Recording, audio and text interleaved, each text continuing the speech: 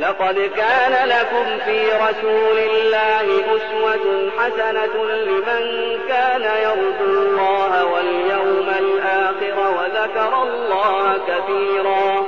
ولما رأى المؤمنون الأحزاب قالوا هذا ما وعدنا الله ورسوله وصدق الله ورسوله وما زادهم إلا إيمانا وتسليما. من المؤمنين رجال صدقوا ما عاهدوا الله عليه فمنهم من قضى نحبه ومنهم من ينتظر وما بدلوا تبديلا.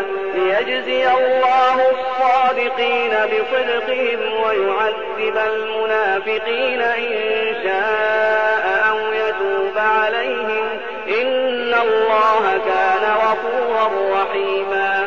ورد الله الذين كفروا بغيظهم لم ينالوا خيرا وكفى الله المؤمنين القتال وكان الله قويا عزيزا. وأنزل الذين ظاهروهم من أهل الكتاب من صياصيهم وقذف في قلوبهم الرعب فريقا تقتلون وتأسرون فريقا وأورثكم أرضهم وديارهم وأموالهم وأرضا لم تطئوها وكان الله على كل شيء قديرا.